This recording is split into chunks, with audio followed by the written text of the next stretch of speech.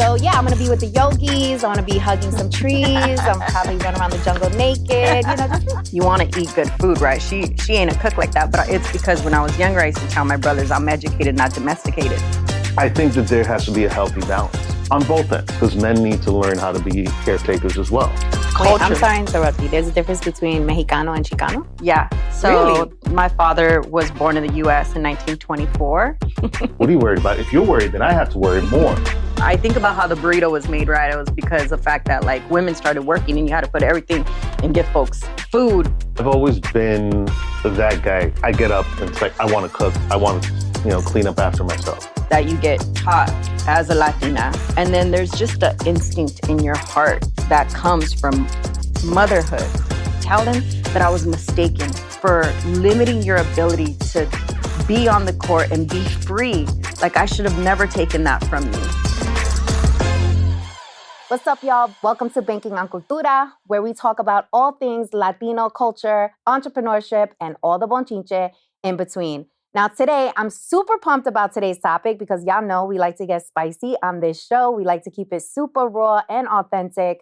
And today, we're going to be talking about, are Latinas raised to be caregivers to men instead of leaders? And I have two amazing guests that are joining me today, Carmen Perez and Miguel Trinidad. And these two are the perfect combo to have this conversation. So Carmen, Miguel, welcome to the show. Thank you for having us. Thank you for being here. I am super pumped. So, we like to start Banking on Cultura with what's the bonchinche? We want to know what's going on in your lives. And we always allow our guests to go first. So Carmen, Miguel, which one wants to go first to tell us what's the bonchinche? And the bonchinche can be personal, can be professional, can be something positive. It could be related to mental health. Is your bonchinche? So tell us. Well, let's go personal and positive. Oh, okay. I'm going to be a dad for the second time. Ooh. Yeah. Okay. So, yeah, I have a little girl and there's another one on the way. We don't know what it's going to be, but we're excited about it. I love that. Wow. I was talking to Miguel earlier and I was like, ooh, the suspense. Like, I don't know if I can handle. I know you got kiddos. Could you wait? Oh my God. No. To find out the sex of the baby?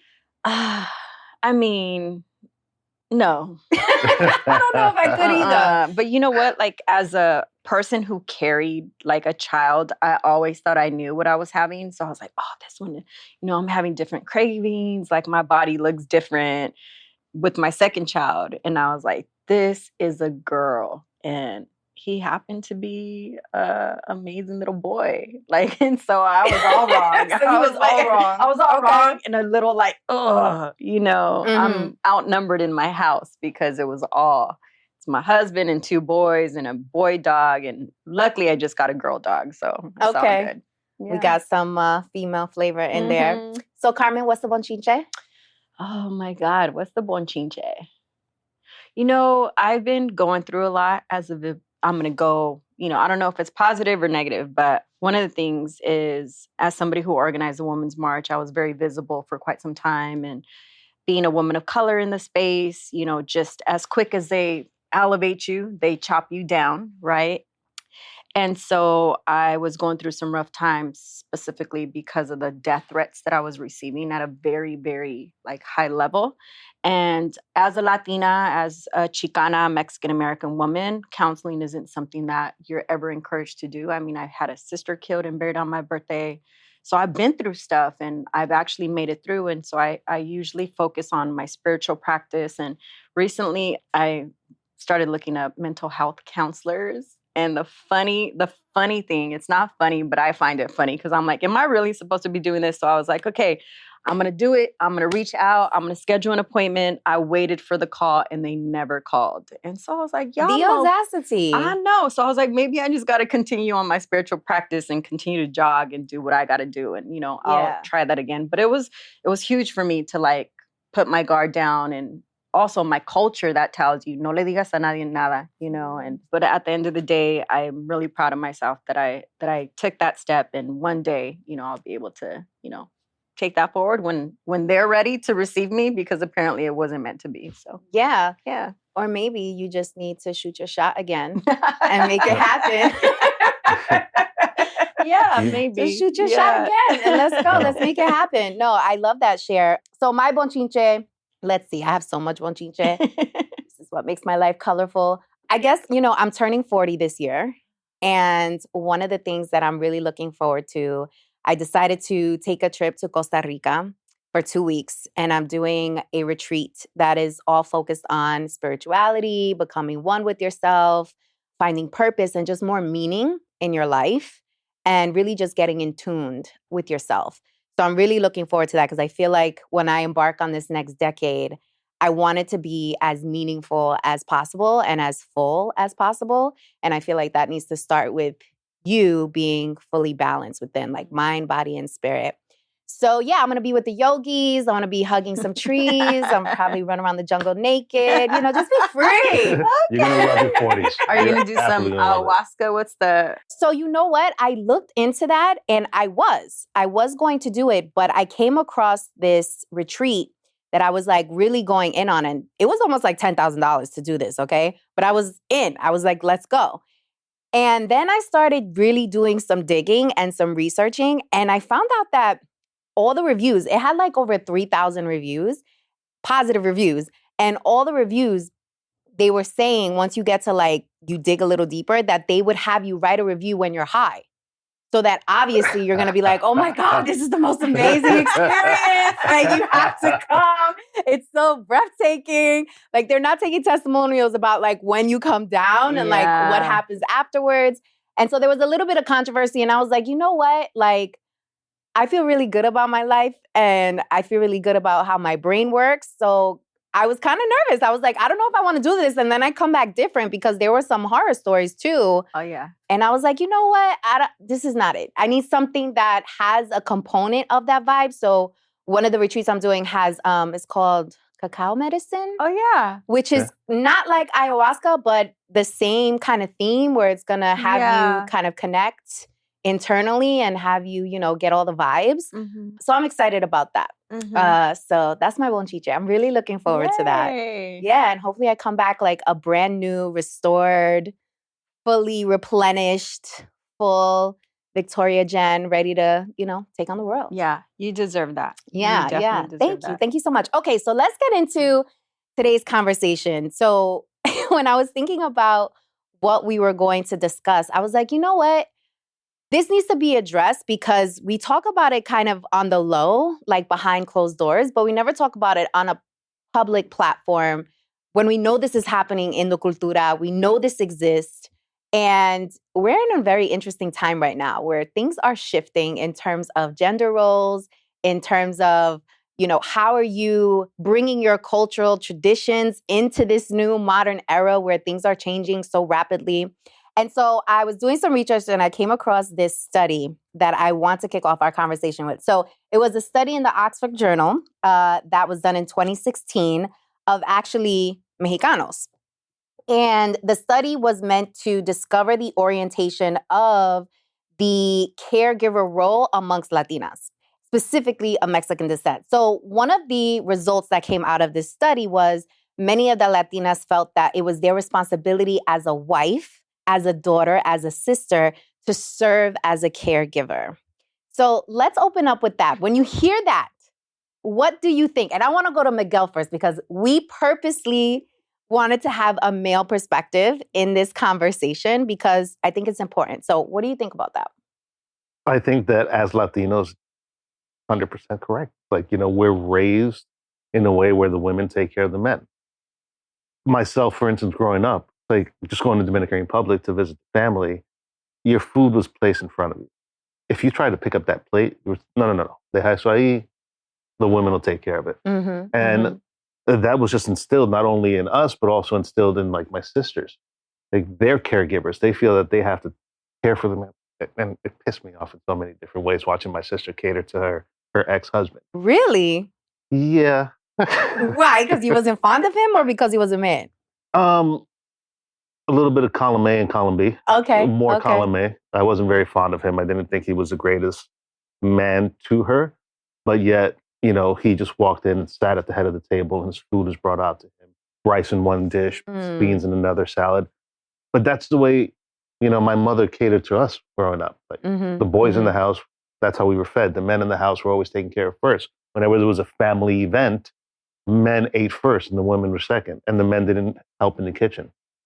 Now, I come from a different world where it's like I work in the kitchen. So for me, being that caretaker with food reverses the role. It puts me in a place where I want to make sure everything is right and perfect, and whoever sits at my table gets to eat at the same time. Interesting. But does that carry over to home too? Because that's your professional setting.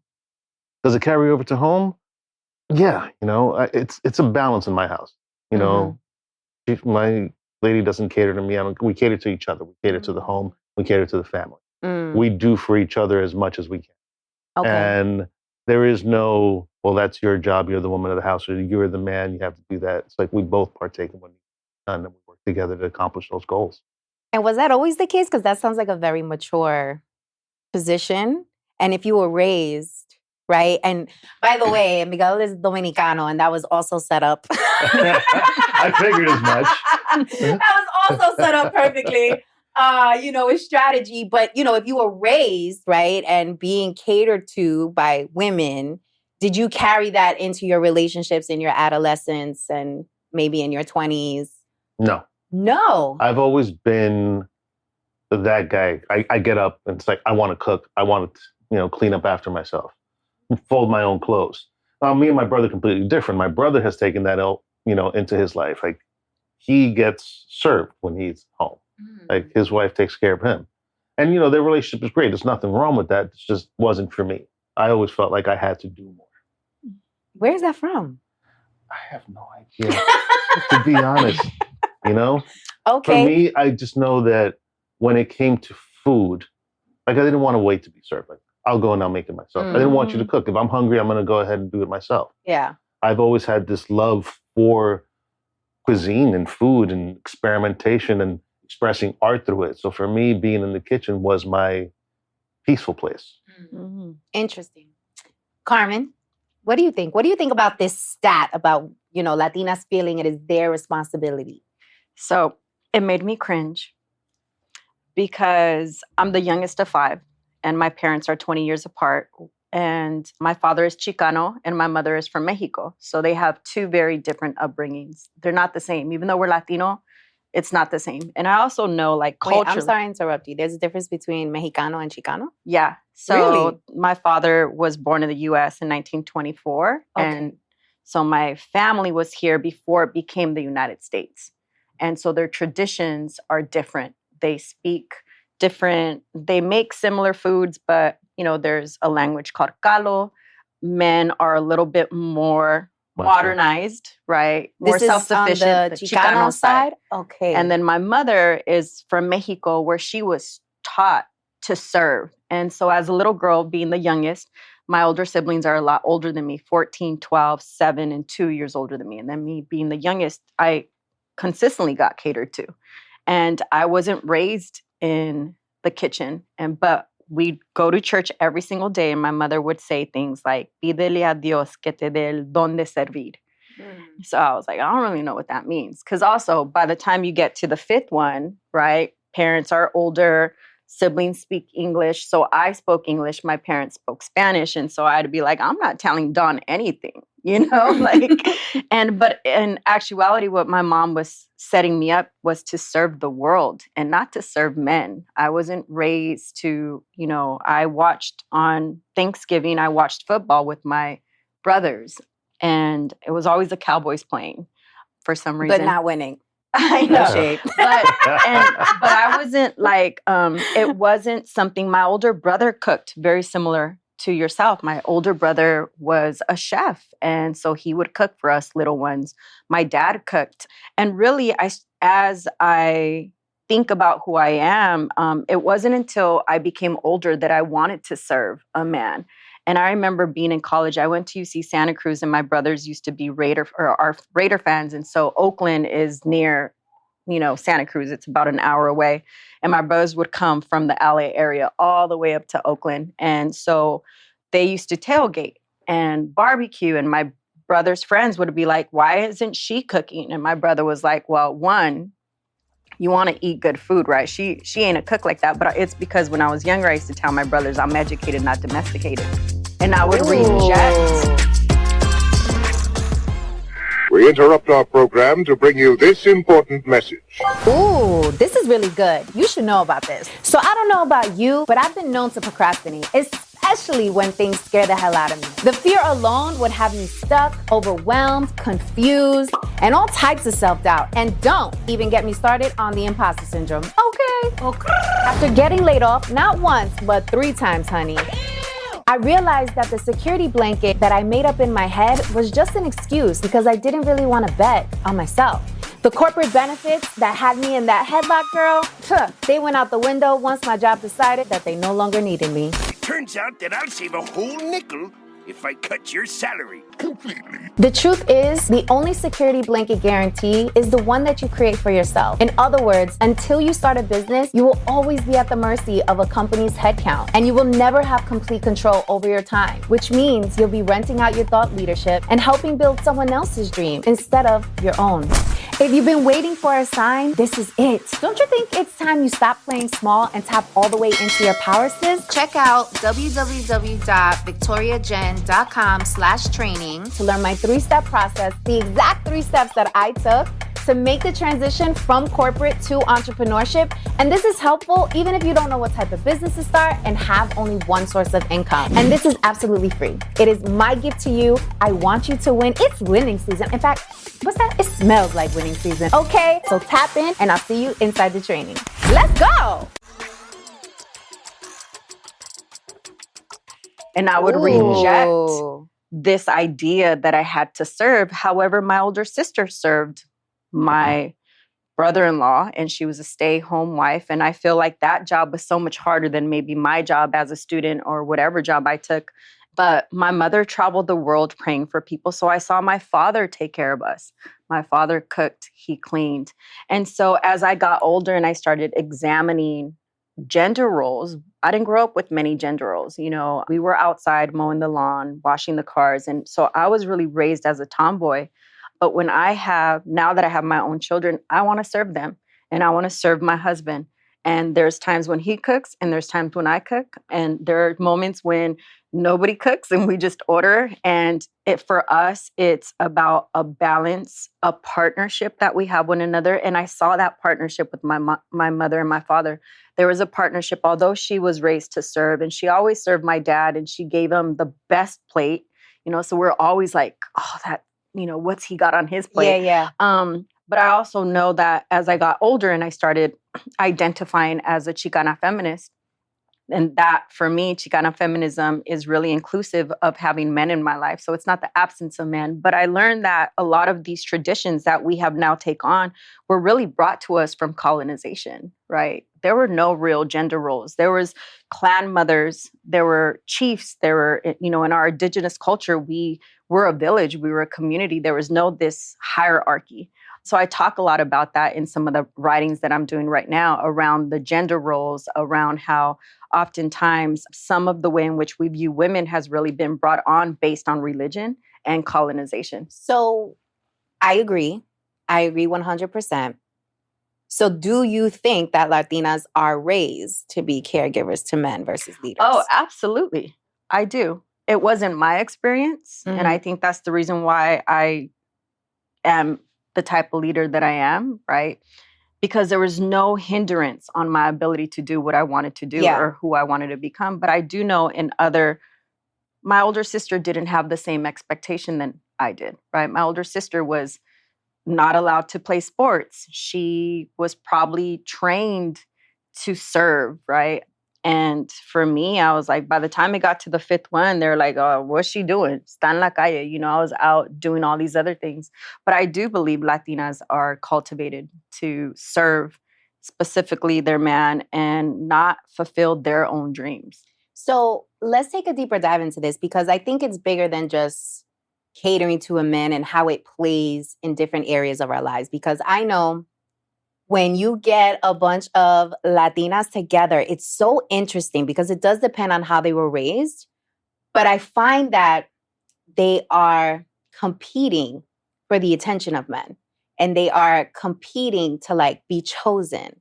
And they are competing to kind of show up as this caregiver supreme. Like I'm the queen caregiver. Like, choose me. And what do you think that does to Latinas and the cultura in general if we continue to kind of carry on those traditions? Because I think it's interesting what you said. Like, when I was younger, so I was raised by my dad. And every summer I would go to Puerto Rico. And that is where I would be with my tias and their husbands and my cousins. And all of my tias would cater to their men. Like, it was always them getting served first, not working. My tios were the breadwinner, and they would be at work all day, and we'd be at like the water park, the kids with my tias. But it felt so loving. It felt so natural, and it felt like it was something that I should do. And so the balance between how do you show up as a caregiver that comes natural and still be a leader? Like, how do you cater to both of those roles? So Miguel, how do you think, given your experience and how you grew up and the woman in your life, how do you think we need to create this balance where it's okay to be both, or it's important for you to create balance so that you're able to be both a caregiver, if that's what you wish, and also a leader? Well, in my experience, my mother was a leader. Not only was she a caregiver, but she was a leader. She ran the house. Right? My father was a breadwinner, but my mother did work her way and open up 2 businesses. She opened up grocery stores. She was a force to be reckoned with. I mean, not only in the house being a caregiver, but also being the leader of the house and giving us that education to, strive for better. Like, work, make your own money. It's like, be your own boss.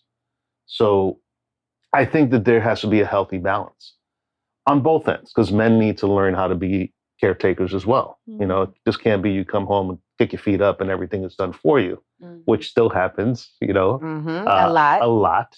But, we are in a modern world, and women in this day and age aren't doing that shit. They're like, we ain't having it. They're not having it, And, my lady is Italian, and going to visit her side of the family, I see the same thing. Like, the women cater to these men. However, they're all independent, strong, powerful women who also lead in whatever field that they're in. I think it's a strategy, to be honest with you, that women cater to men, because you are raised, right? When men are their happiest, one of the things is through food. We talked about this, is like food brings people together. What's that phrase? Panza llena, corazón contento, right? Full stomach, happy heart.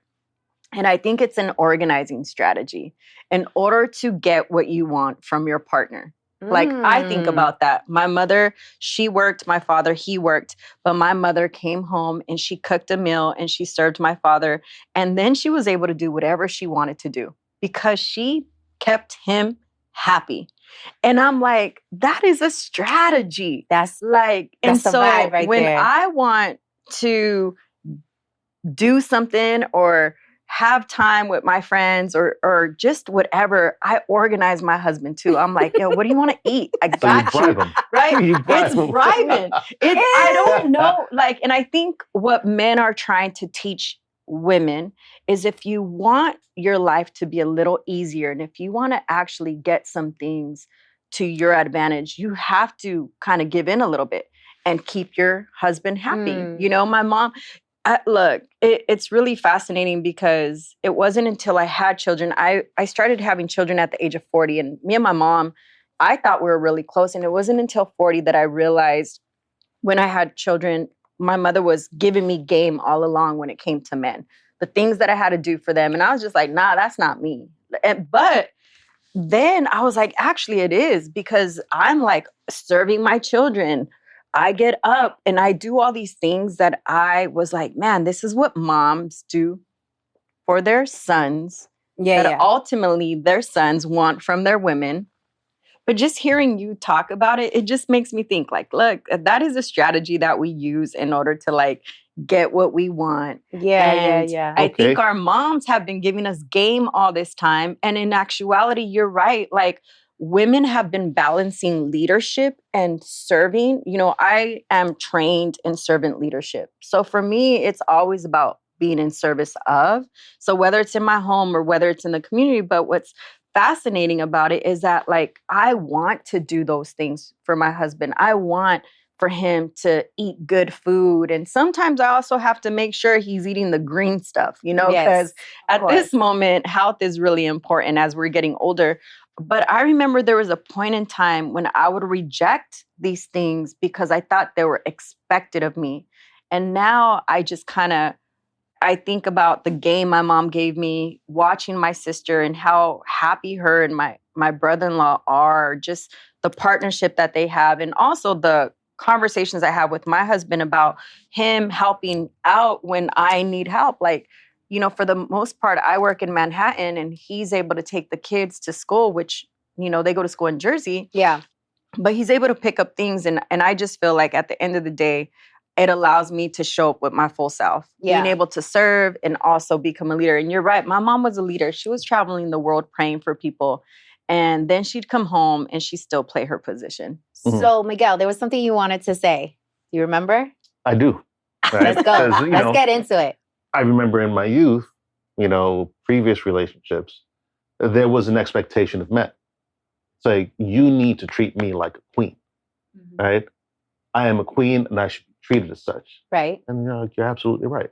Mhm. What does that mean? It's like, I have to provide for you, I have to take care of you, I have to defend you and protect you, but you have to treat me like a king. It's like, it goes both ways. You know, you want to be treated with respect and loyalty. You need to give that back. And that can be an exchange of serving or whatnot. It goes back and forth. But I remember repeating this to one of my tias, and she goes, don't get it twisted, right? We treat the men like kings and we serve them, but there's a purpose for it because we need them to go ahead and do things that we can't do or won't do, right? Or don't want to do. Or don't want to do. Don't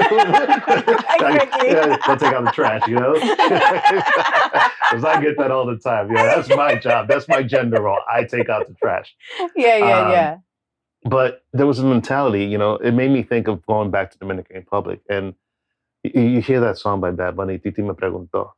That shit is real, right? You would go back and they'd cater you, but they'd also ask you, how many girlfriends you have? Like, no, I have one. Oh, no, you're single right now. You're young. You have to have a lot of girlfriends, right? You have to find the one that's going to take care of you and take care of the house and give you kids. I'm like, well, how many girlfriends does Theo have? I'll fucking kill him. He's married now. That time was done. Right. So it goes back to that mentality of like, the men are the men and they should be seen as such. And I wanted to touch on that because we talked about mental health earlier. I've been going to therapy for years, which is something that's shunned in the Latino community. But I was talking to my therapist last week about, you know, stresses in the house. And her response, which completely caught me off guard, this is like a therapist in training who's with the therapist. She goes, well, you're the man. You're not supposed to deal with those things. Wow. What? And I'm glad this was a one-on-one session because if my woman was in the room, she would have lost her shit. Yeah. She goes, no, you need to put her in a place and tell her that she can't do that. I was like, oh, that's not the way this works. You know, we're not, and I said it's like, we're not in the, you know, in the ice age. It's like, we're in modern times. Like, things are different. Yeah. She's a strong, independent woman. She can handle her shit without me. Right? And I'm there to support her and she's there to support me. That's how it works. It's like, oh, I didn't see it that way. Oh, so you was being her therapist. Interesting.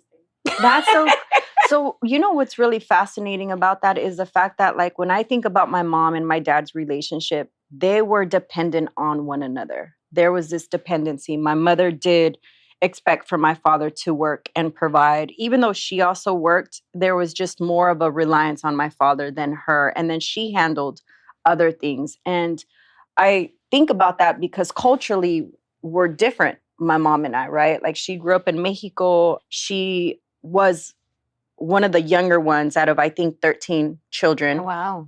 So I'm assuming my grandmother didn't work because she kept having babies.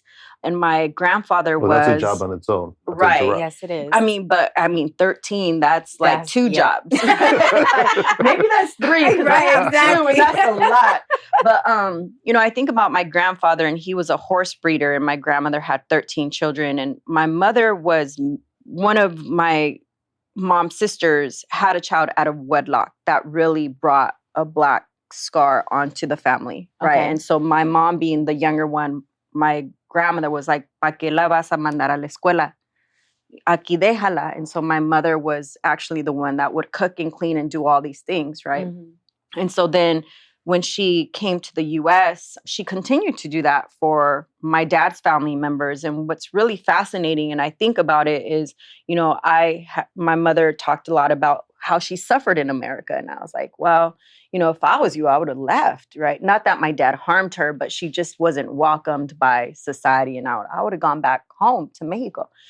But I noticed that for her, there was this dependency. She loved my father, but she was also like, those were things you couldn't do. And I think now you said something that really resonated with me, is like women are working now, right? I think after World War II, women, I think about how the burrito was made, right? It was because of the fact that like women started working and you had to put everything and give folks food. But women started working, and they were no longer. That's how the burrito was made? Yeah, the burrito was made because there was working family members. We interrupt our program to bring you this important message.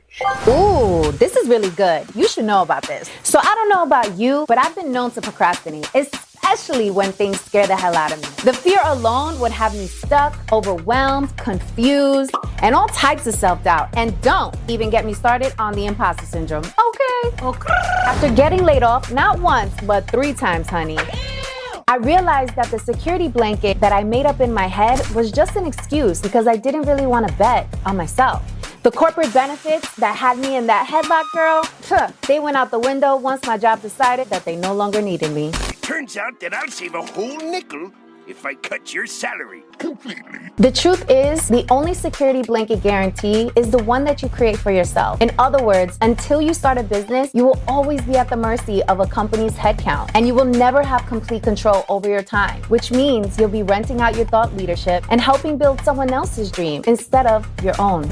If you've been waiting for a sign, this is it. Don't you think it's time you stop playing small and tap all the way into your power, sis? Check out www.victoriajen.com/training to learn my 3-step process, the exact 3 steps that I took to make the transition from corporate to entrepreneurship. And this is helpful even if you don't know what type of business to start and have only one source of income. And this is absolutely free. It is my gift to you. I want you to win. It's winning season. In fact, what's that? It smells like winning season. Okay, so tap in and I'll see you inside the training. Let's go. Yeah. When you So- say working family, what do you mean? Like they just Like, needed to feed you and so they stuffed a whole bunch of stuff in a wrap and gave it to It you? was just, back in the day, you make your arroz, frijoles, all that stuff in a plate, and, you had time. But when the woman started working, she had to Got it. So you had to like eat it fast, wrap it up. you Take had it to to go. take it to go, right? Oh, interesting. Okay. But I think about the fact that, there's something called the second shift, right? Like where women go to work and then they come home and they got to take care of the kids. It's the second shift. But so there's been some changes as a Latina, right? You could be raised to serve and serve your man and do all these things, but there's also times that change. And we're in a working environment. Some of us have careers, right? We are told go and live your dreams, and your career becomes most important sometimes. And not to say that your family is secondary, but some women aren't even having children and they're not having relationships because they've had to provide for their families, right? Their parents, their abuelitos. They've now become accustomed to doing things on their own. So when they're in a relationship with somebody, they want a partnership, right? They're not willing to accept some of these things of, this is what I expect from you, unless it's a mutual understanding. But, I think about that often because of the trajectory of my life. And it's not the same as my friends.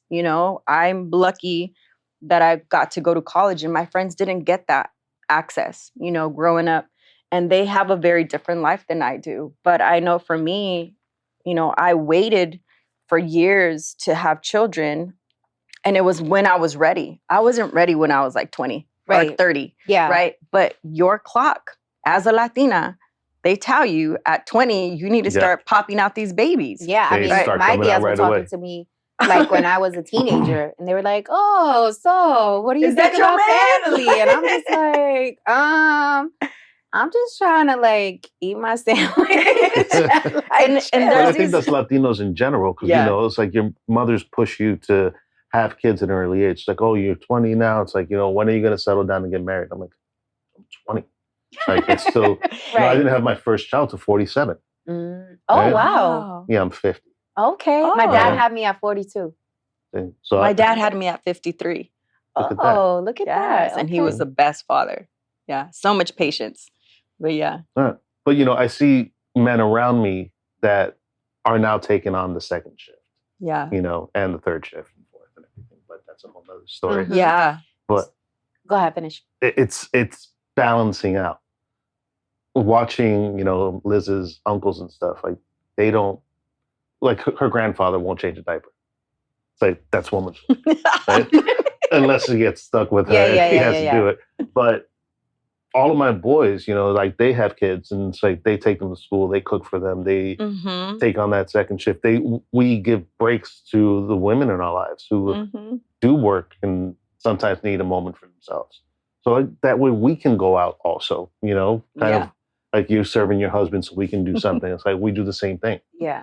There's a smart. shift. Absolutely. Yeah, if you're smart. So what do we think about, because I think it really relies on when you were born, where you were raised, who raised you, right? That has the biggest influence. But if you're here in the States and you have the access, I do see there's like this tension that's happening within the community right now where Latinos are like, hold on a second. I was raised with this machismo and I was raised with this privilege. Like I was raised with women catering to me. And so that's my expectation of my wife.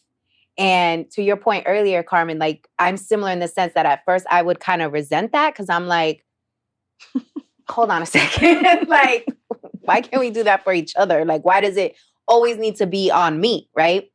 But I think there's this tension that is happening because there's people who are stuck in traditional ways and love the traditional way. And then there's people who are in the middle who are like confused and they're like, ooh, we want to uphold some of these traditional values, but then we're trying to figure out how the modern concept fits in. And then you have people who are like, no, absolutely not. We're completely untraditional. Like we're starting our own traditions. So how do you navigate that space? Because I think in the community, it's difficult. There's so much complexity. It's like, okay, well, how do I show up now? Because my identity is like going through a transformation. How do you show up, when your elders are saying, oh, well, she's supposed to be doing that. Exactly. And still want to beat that into people's heads. You just got to jump in, man. And it's like, do it. I mean, there is no right way or wrong way to navigate it. It's just figuring it out along the way. See what you will deal with and what you won't, what your likes and dislikes are. But along the way, you have to approach it with mutual respect. I'm a debater. I should have really took that in high school. I love to debate, but I also love to learn from our elders. Like I like to ask a lot of questions, and I will sit there and learn about why a tradition has to be passed down, right? And my mentor, Harry Belafonte, always says, meet them where they're at and champion them to your cause. And so I'll hear their perspective and I will politely insert my own perspective into the conversation because I want people, I was working 2 full-time jobs with 2 babies under the age of 2. And I'm talking about being the CEO of an organization, being the chief of staff of another organization. It just didn't even seem like enough, right? And I'm breastfeeding. I'm doing all the things. I was breastfeeding one child while I was pregnant with the other, and your body. And, meanwhile, I was also visible Latina at the helm of the Women's March and getting death threats. There's a lot coming to me. And I remember hearing, well, I had 3 jobs too, and I did that. And I have these many kids. And that's just the way it is. And this is from a male perspective, right? Well, that's not what I was trained. Like, I think for me, having multiple jobs is really a mental health survival for me, right? It's me being occupied and me trying to, not think about certain things, right? So when I'm getting the most attacked, or when I lost my sister, I had 3 jobs. I got 3 jobs to not think about her loss. When I was getting attacked, I was like, oh, I need to get all these jobs in order to not think about it. But I was also being a full-time mom because we were in a pandemic. And so I was able to like take kids to work. But what's fascinating is that there's these traditions that are passed down. And there are also this expectation that women are superhuman. And especially Latina women, right? Like you're supposed to just suck it up and do this and do that. And don't complain. Be grateful. Be quiet. Be quiet, y no le digas a nadie que está sufriendo, all these different things. And so there's a time where people blow up, right? And we need to teach something different. And I think for myself, like for my older sister, she raised 5 beautiful children. She was a stay-at-home until Tatiana, the baby, was old enough where she went back to work. And my brother-in-law didn't change a diaper. That was not his role. He was a provider. And, the kids all went off to college and did phenomenal things. My trajectory was different than my older sister, but her role in my life was that she was my sister. She was my mom. She was my mentor. She was my counselor. She was all things, even for me as a younger sibling. Right. And I think about like just the women in our lives, I think about the abuelitas that, have done so much and don't get the recognition. And what I want for Latinas is to get the recognition. There's unpaid labor that we have, that we do at home. And some of us want the balance and some of us don't, right? Some of us are like, I was raised to serve and I'm going to serve and I'm going to, treat my partner with all the respect that he deserves because he provides for me. That's great. But I also want people to feel proud of anything that they choose to do with their life, and especially because there are partners like you. My husband is one of them. That is like, this is a partnership. Like, when people are like, oh, your wife needs to do this. He's like, we got different gender roles. Like we partners in this, we gonna collab. We'll make dinner together. And there's times where he's so tired that I'm like down to make whatever, but I feel like whatever works for you, that is grounded with love and respect, let it work for you, right? I know that it doesn't work for me sometimes. And then there's times that it does, where I'm like, okay, cool. I'll pretend I'm the secretary, and I'll go and as a Latina too, as a woman, people assume that you're in consistent servant roles. They don't see you as CEOs. They don't see you as entrepreneurs or business owners. So I'm always like, oh, are you the secretary? Are you the person I should give my number to? And I'll be like, sure, you could, depending on the mood, I'll play with it, but I truly believe that women, particularly Latinas, have been balancing the role of leadership. In my home, my mom ran the house. Yeah, I think there, to the recognition point, because society in general has made it seem like the caretaker at home was the weak link. Like you weren't as strong as a person who was in the street bringing home the money. Like your value wasn't the same. Like it was unbalanced value. When the roles have shifted and now men are finding themselves in that role, they're like, oh, wow, like women are superpowers. You know what I mean? Well, let me touch on that because, as men, we're raised to, like you were saying, it's like women are superpowers and stay home, be quiet, don't complain, do everything. But as men, we're expected to be strong all the time and never be vulnerable. Yeah. Right. And when we are vulnerable, a lot of women don't know how to accept it. Yeah. I've seen that too, where women are like, yo, you're not supposed to be weak, like be strong. Right. What do you mean you're worrying about something? Yeah. Right. Yes. Mm-hmm. I mean, this is something that me and my lady are dealing with now. There's a lot of concerns that I have about the future and things. And she's just so used to me being the decision maker, the strong one, the one who's always positive, that now that role is reversing, she's like, doesn't know how to handle it. What are you worried about? If you're worried, then I have to worry more.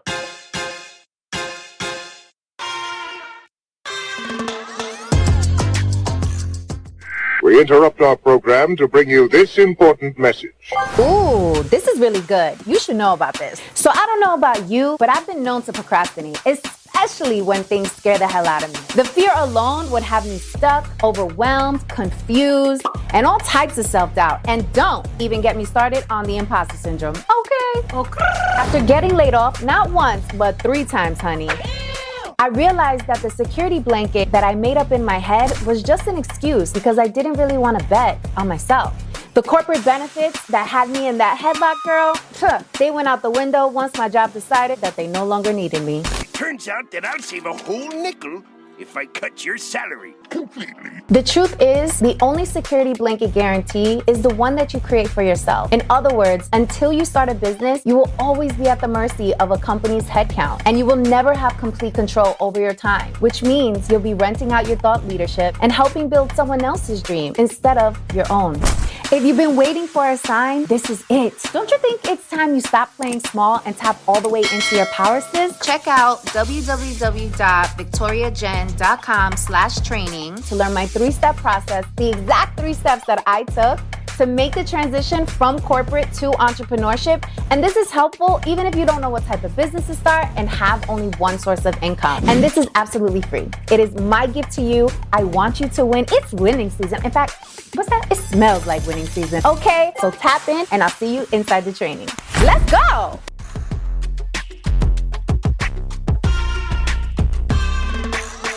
Again, it's like we're trying to find that balance because roles are changing as, time progresses, changes. But man, it just hit me like I was always told, los hombres no lloran. You have to be strong. You have to protect. You have to fight for the family. Sometimes you just don't want to. Yeah. Sometimes you do want to cry. Sometimes you just want to let it out. Sometimes you need to vent. Totally. Sometimes you need to be vulnerable. Yeah. And I think that's what I love about the time that we're in is that we're finally giving men that space because we never gave men that space. And I think that is a shift that is taking a lot of time for people to adjust to, men and women, right? Because men don't even know how to handle themselves with what? You want me to be vulnerable? Wait, it's okay to do this? Hold on. If we do that, then our elders look at us like, exactly, like pendejo. Pendejo, right? And so I think for all of us, we have a responsibility to identify what traditional values make up who we are and what traditional values we want to challenge to make us a better version of ourselves. Because there are obviously things from the past that make our character and feed our cultura that we love, like food. We love to serve. We love to host. We love to welcome. We want to give you besitos. Like we're very welcoming cultura, which I think are beautiful parts of the cultura. But then you have these other areas where, like, for example, men are like, the tias will tell you should have multiple women, right? Like, what do you mean you got one girlfriend, right? And we'll celebrate that for men. Yeah. But then when they enter into this new space, it's like, wait, hold on. Like, this is not right. Like, I shouldn't be having this and many you know women. what? I sometimes wonder, what if we raise girls to also have the option of having multiple partners and to be independent and to be all these different things? I had gotten both versions of the like dependent, independent. But what I love now is that in my mid-40s with 2 little ones, a 4 and a 2-year-old, for the first time in my life, I wanted to actually stop working to raise them. Like, all I knew was work. I've been working since I was 11, so I'm like, I'm going to work all my life. I'm going to do this. I'm going to do that. And recently I've been having conversations with my husband and I kind of like throw hints. So it's not like, but I'll be like, oh, I really want to stay home with them. And I think it's scary for me because I don't know anything else. I wouldn't really know what to do with myself, as they're in school Not or whatever. only that, but that was your defense mechanism. It was work. So it's like, what am I going to do if some shit happens? I know. And I'm home. I'm home. But I was listening. I went to a little party at my kid's school last Friday. It was super cute with the DJ and pizza. And the teachers were all talking to me and they're like, I stayed with my babies up until they were 6 years old. Every one of them told me that. And I was like, damn, I really need to reevaluate this stuff. And mind you, this is something I rejected, right? I rejected these gender norms or social norms that people had on me. And I used to be like, I'm not going to do that. And now, I kind of like don't say anything and I try not to judge because I was like, oh Lord, like now it's all coming back. Everything I said I was going to do, I do now that I have kids. But, it's part of, there's a cultural piece that you get taught as a Latina. And then there's just the instinct in your heart that comes from motherhood that I think I'm trying to balance, right? Is like, there was a rejection to men and their assumptions of who I was, right? And then now there's just more of an acceptance because that's all they've known and have been trained to understand about women. So there's kind of like more of a empathy is what I'm learning, right? Is I see my husband is very understanding, but there are some expectations he has of me that I'm still trying to accommodate myself, Yeah.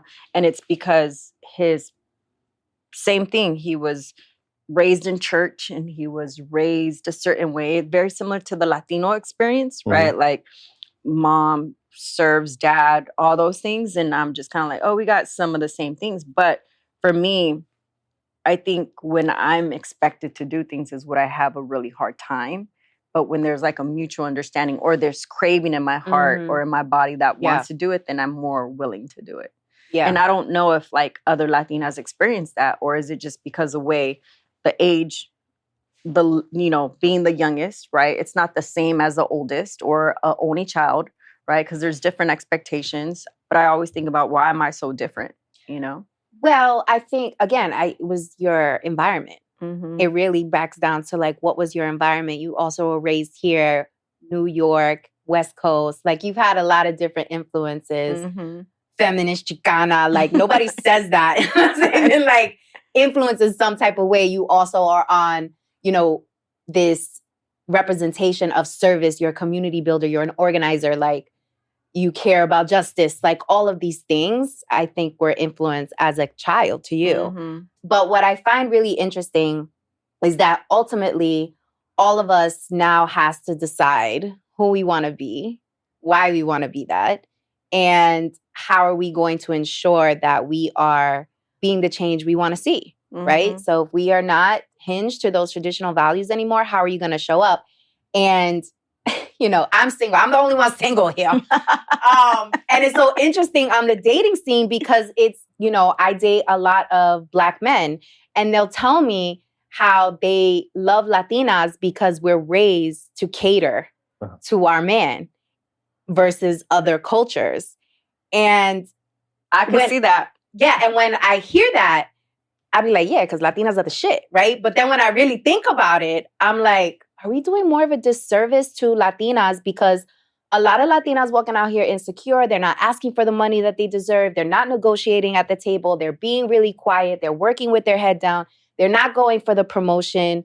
They're, lacking confidence and all the things. And so it's kind of like, it's a gift and a curse. It is. It's like the gift is we are raised culturally to cater to our men, and that brings us joy. Like to your point, it brings me joy. I love to cater. Like when my dad's at my house, he's a freaking king. I'm cooking for him. I'm clean. Get to get it. What you need, right? And the same thing for, my man. And so, but on the other token of that, I was also raised by my father. And so I think a lot of that, like masculinity, going after what I want, the aggressiveness and all of that comes from being raised so much by him. So I have the balance, but a lot of Latinas don't have the balance. And so it's is it doing more damage than good? Listen, I have a little girl and I'm raising her to be strong and independent, caring and loving. It's like, I don't want her to be my sister is an amazing woman. Don't get me wrong. I don't want her to be like my sister, catering to a man. I want her to be an individual. I want her to be strong.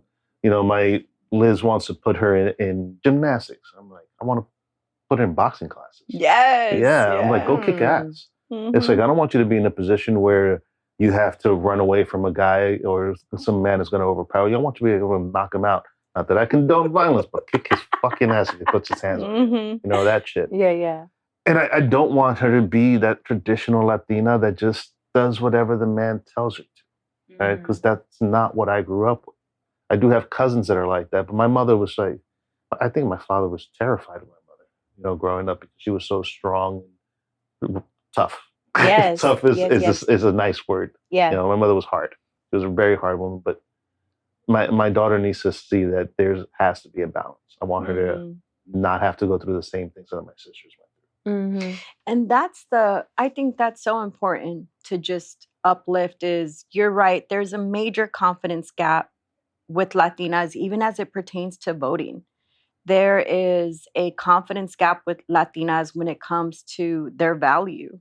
And I do think, to a certain extent, there is a disservice when you're consistently having to rely on somebody for your livelihood and your happiness.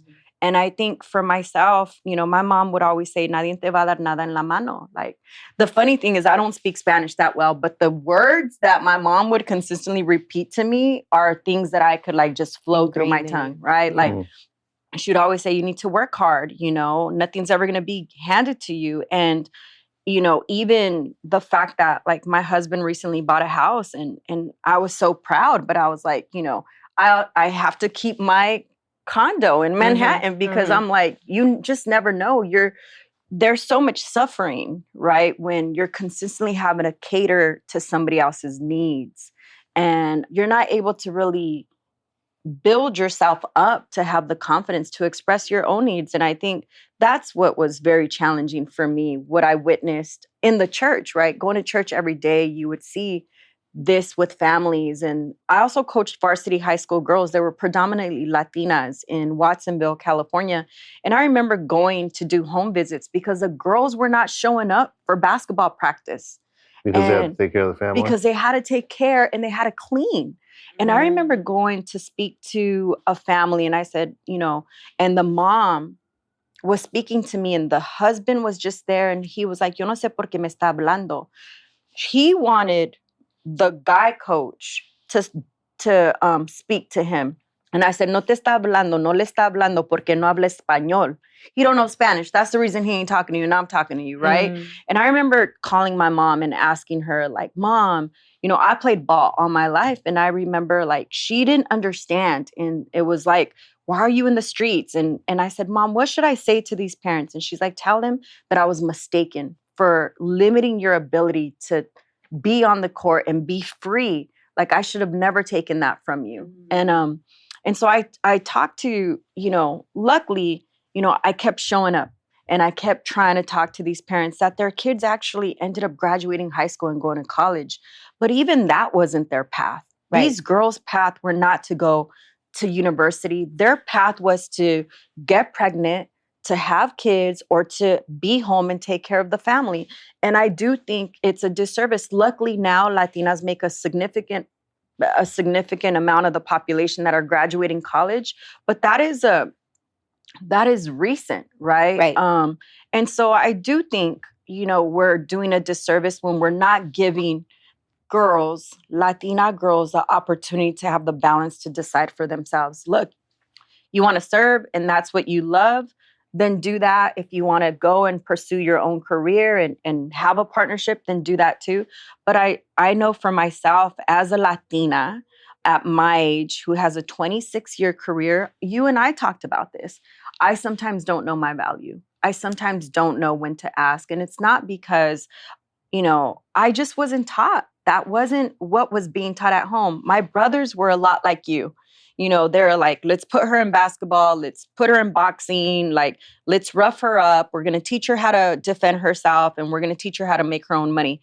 And I am grateful for that. But there was also what I needed from the women in my home to show me that I was enough, and it wasn't just to be dependent on a partner, which oftentimes mothers are telling you, si no te pega, quédate.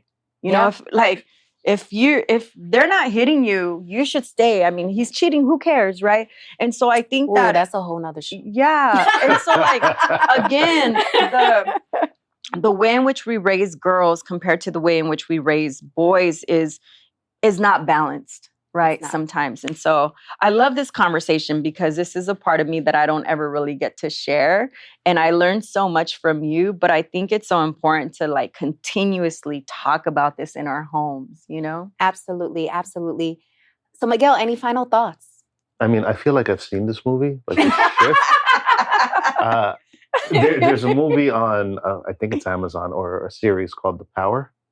Oh my God, yes, it is so good. I'm obsessed with it right now. And it's kind of mirroring what we're talking about right now. Yes. It's a shift In the gender in roles. gender roles Yes. and women becoming powerful and becoming the alphas. Yes. And I'm like, yeah, that's going to be my little girl. That's going to be my little girl. Yeah.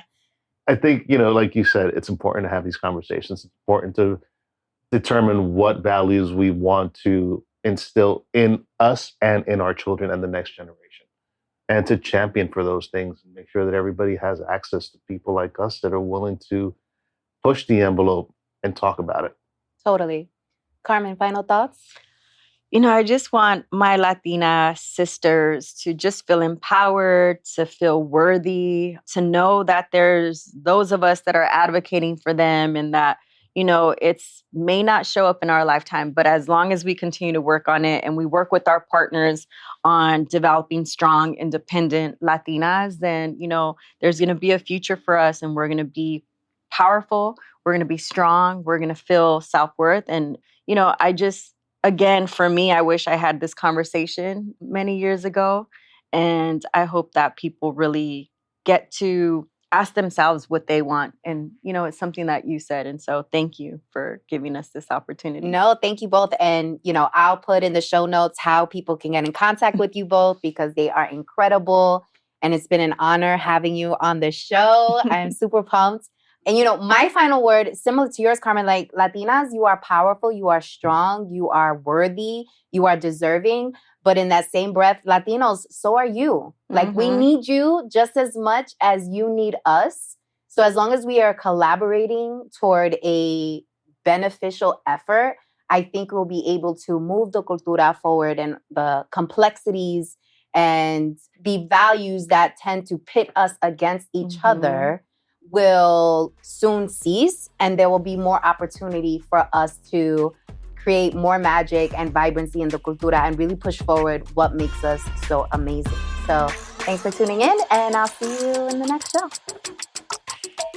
Hola, mi gente. Thanks for listening to today's episode. Don't forget to make sure and leave a review. This is super important because this is how we're measured on the different audio platforms. So if you want to hear more of Banking on Cultura, if you were vibing, if you had takeaways, if you just enjoyed this episode, please make sure to leave a review. I appreciate you so much. Until next time.